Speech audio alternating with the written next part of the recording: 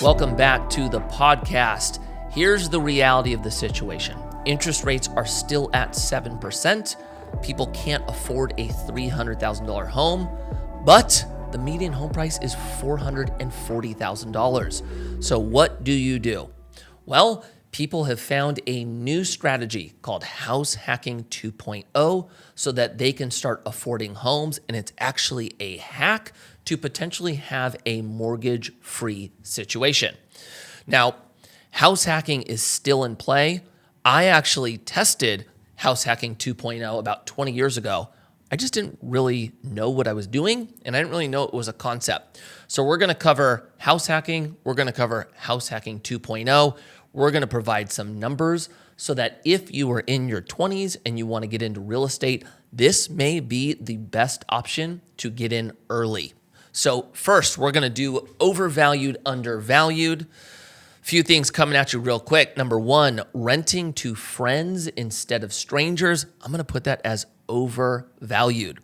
Airbnb versus long-term rentals. Long-term all day.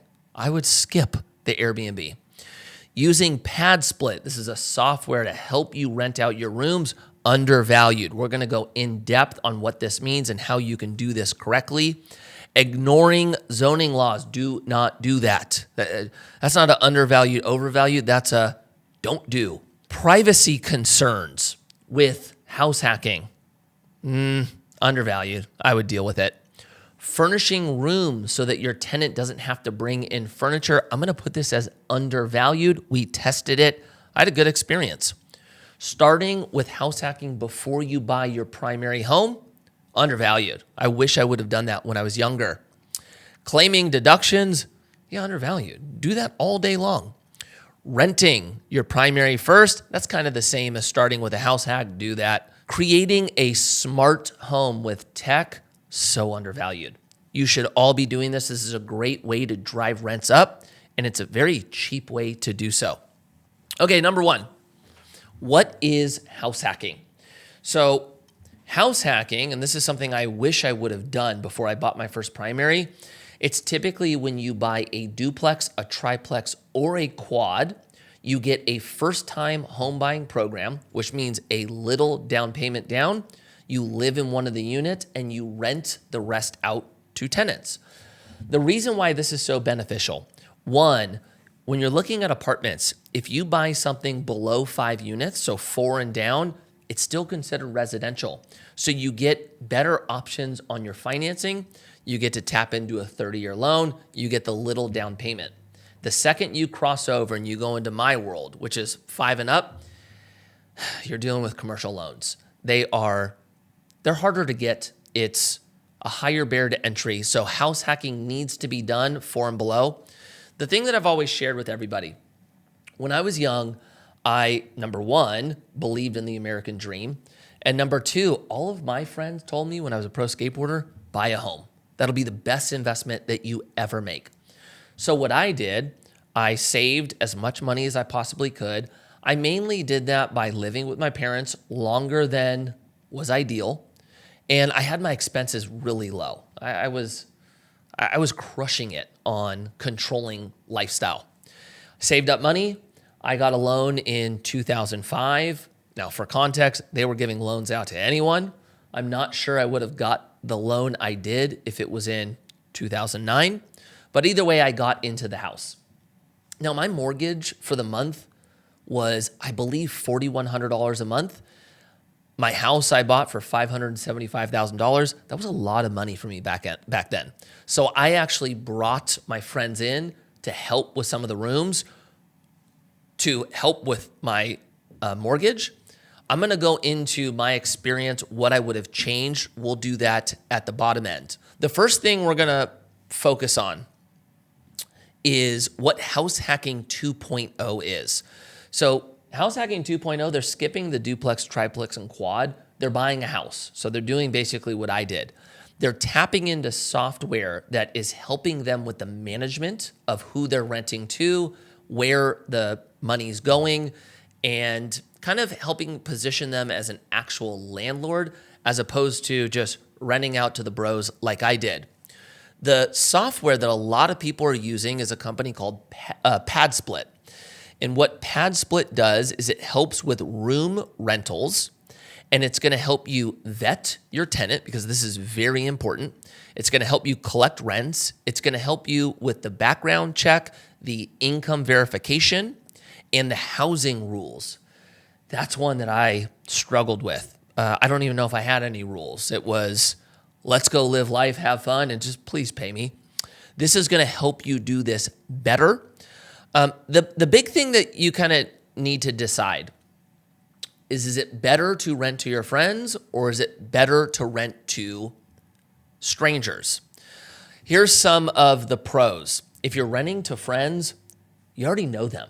You already know that you enjoy them. Communication may be easier. Not necessarily, but it could be. And then it's less awkward on small talk. Like, I don't know, for you guys, it's probably going to be based on your personality. If you get in an Uber, do you talk to the Uber driver? Do you feel obligated to talk to them? Or maybe the better question is, if you are an Uber driver, is it hard for you to talk to the customer in the back? Do you feel obligated to? These are probably some questions that you're going to need to know about yourself. I would say if you're renting out your house, and you should be probably mindful of the tenant experience, you're probably going to have to learn how to communicate to them. Some of the cons for renting to friends: it's harder to enforce rules, personal conflict if they pay late, and eviction. This is a tough one. If your friends stop paying rent, is it going to be hard for you to evict them? For renting to strangers, the pros: you have clear expectations from the start. You can be a little bit more business kind of focused with them. It's easier to enforce the boundaries, and it's easier to go through the legal process if you need to. Some of the cons: less trust up front. You don't know the people yet that you're renting to. You have to screen very carefully, and screening takes time. It takes time to vet. Now, for me personally, this was my experience when I did this. I invited my friends. I would say the first few months, it was awesome. You know, we were having house parties. Like, it felt like I was living life with my friends. It was great. Some of the challenges that I had: one, it was hard for me to check my friends when they didn't clean up after themselves. Like, I got in a situation where my house was kind of a disaster. It was a full skate house. And it was hard for me at that age, because I was only 22, 23 years old, to set the boundaries up front. And then when people, my friends, weren't doing them, it was hard for me to correct them. So I had a scenario where the house kind of got nasty, and that was due to me not being able to step up and clearly tell them, we got to change it up. The other thing that was really hard for me was I had some friends that went through kind of some life changes, right? We're all young. We have random jobs. Sometimes you lose your job. And I had one friend in particular that I'm thinking of, lost his job, came up to me and said, dude, I'm trying to find another job. I might be late on my payment. Is that okay? And as his friend, I was like, for sure, all good. Just, let me know when you have your job in place and we'll figure it out on the back end. Well, 3-4 months went by, still didn't have a new job. And the thing that really was hard for me, they started buying things, bought a new guitar, bought all these things. And I felt like they were not paying me, which the money should have came to me first. They were buying other things for them. And it was hard for me to say, dude, this isn't fair. You need to leave. That's the eviction process that can be hard for your friends. So I would say, knowing what I know now, if I were to go back and do it the way I did, which was with my house, I probably would have done a hybrid. I think I would have had one of my friends with me and then probably rented 2 other rooms out to strangers and had a little bit of a blend for me to get used to it. But if you were asking me today, which is totally different, well, yeah, if I were to do this like right now at 40 years old, it would be only to tenants that I don't know. I would have not done it with friends. So I would say, if I'm recommending or giving advice to you, do it with strangers. I think that's actually going to be beneficial. Now let's break down what the math looks like. In a real life scenario, we're going to use the Phoenix market. so that my numbers are actually tied to something. Something that's important to know for anybody watching or listening, real estate is fragmented. So the numbers that work in Phoenix are going to be radically different for, maybe those that live in Idaho or wherever you're at. If you're living in California, it's going to be way more expensive than this, but the percentages are the same. So even though the actual dollar amount I'm going to give you is different, it should work if you're getting the right deal. So in Phoenix, the median home price is $457,000. On a first-time home buying program, we're going to consider putting down 5%, which is going to be $22,850, making our mortgage $2,400 a month. In this scenario, it's going to be a 4-bedroom house. You're going to live in one of the units. If we use PadSplit and we rent out the other 3 units, in that market, we're going to be able to get $165 per week. We're going to multiply that by 3 because we have 3 units open, which is going to give us a total of $1,980 per month, which is going to mean that you as the owner are going to have to pay $420 per month. So that's pretty awesome. You get to buy a house worth $457,000 a month, and coming out of your pocket is only $420 per month. Okay, now we're going to spend a little bit of time talking about the first-time home buying program. And what I want to tell you is this could be at play for the house hacking 2.0 model. This can also be at play for the duplex, triplex, or quad. So what a lot of people do is they go at a FHA loan, and an FHA loan will actually allow you to put as little as 3.5% down, and they're usually going to want your credit to be higher than 580. Now, the cool thing is that's not a crazy high credit score. So when you're young, that's actually achievable. One thing I want to focus on before we go on the qualifications of an FHA loan, the challenge that I had when I was 22, yes, I was young for buying a house, but I was making money. I saved up for a down payment. My challenge was I had no credit. So when I started trying to get a loan, a lot of the pushback I got was your credit is 0. Like I didn't have bad credit. I didn't have good credit.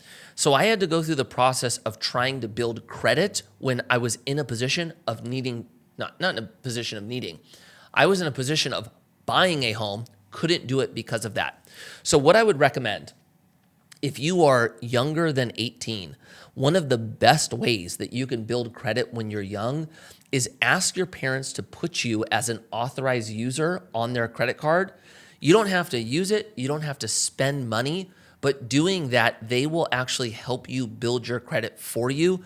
That is a very, very powerful tool that a lot of young people aren't aware of. And so they don't ask their parents to do it. Do that.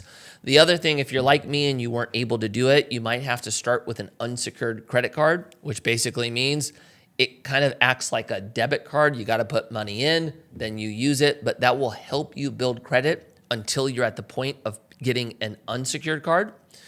And then when you do, here's the important thing to know about credit. Do not use it as a layaway program.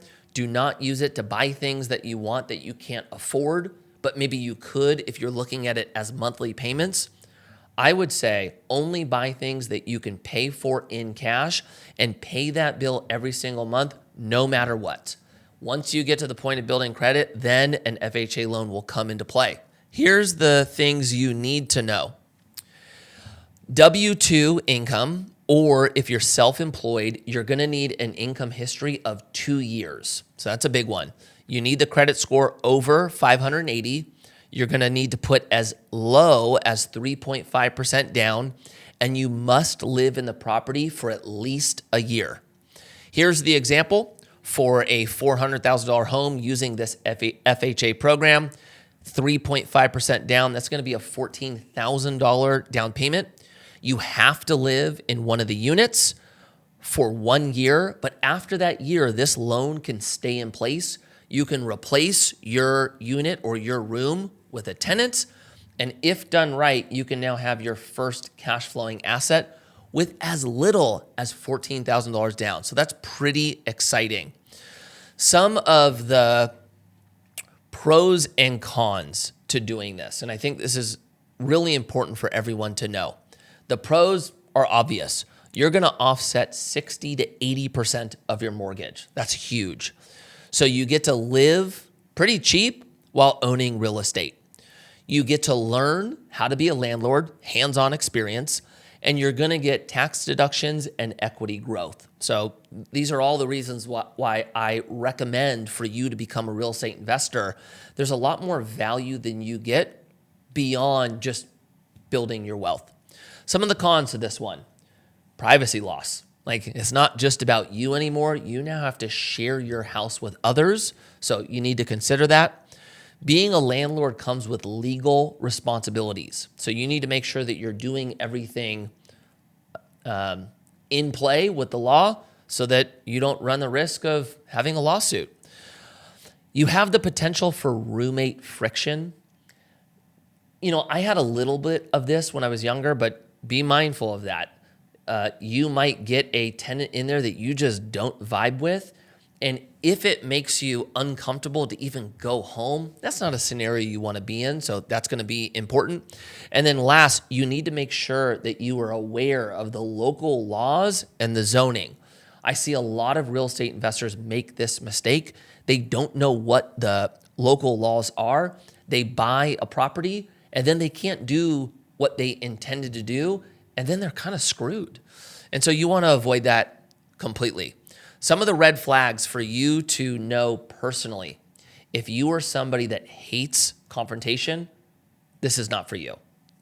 This is something that is probably really important for you to understand. If this is done right, you are going to have to be good at conflict resolution. When things happen that are not good, you need to stop it quickly. That's something that I did not have when I was younger. I lost a lot of money because of that. So I would say, if you hate confrontation, don't do this. If you're somebody who won't enforce rules, that's going to be a challenge as well. And then last, if you're not willing to do upfront research, I would wait on this one. You need to make sure that you are somebody who has the discipline in play to set everything up correctly, know what the potential risks are, mitigate against them, and then move forward. For the tech platforms that are going to help you succeed at this, PadSplit, I think, is something that I would absolutely look into. They're going to help you with a lot of things. They'll help you vet the tenants. They're going to help you collect rents. They're going to make sure that in the vetting process, they even have the income to qualify. They'll help you with the eviction process. And then most importantly, they will actually help you keep it occupied. So they will act as a means to find tenants for you. That's a pretty powerful tool. The other thing, creating a smart home, this makes life a lot easier. Something as simple as the Nest thermostat, do that. It's cheap, it's easy. Install ring cams, that's a no-brainer. Do the smart locks, stay away from physical keys. And then for the rent rooms, the fact that they allow rent collection through their platform, I would absolutely do this. That's a no-brainer. So here's something that I want to spend a little bit of time on. It's going to be a little bit more on the mindset. I don't really like talking about mindset because it comes off a little bit cheesy, but I'm going to here because it's important. In this scenario that we're in right now with real estate, it's very easy to see the price tag, see how much you need to make, and go, I'm never buying a house. The way we're wired, right? This is the cool thing about humans. Our brain is wired to solve problems. And so you want to make sure that you're even giving yourself the opportunity to put your brain to work to solve the problem. If you start your real estate journey by saying, the median home price is $440,000, can't afford that, I'm never going to own a home, you have just lost the opportunity to put your brain to work. It's insane what we're really able to do. This is a beautiful example of how we're problem solvers, right? This is a way that you can go, okay, I can't have the house I would love to have by myself, but I can have other people help me afford it. It's going to be a year of maybe not ideal scenario, But after that year, now I'm in play. Now I've got almost a $500,000 asset that I only had to put little money down. It cash flows, which means you got money coming in every month. You get depreciation loss, which is tax help. That is a special thing. And that goes beyond real estate.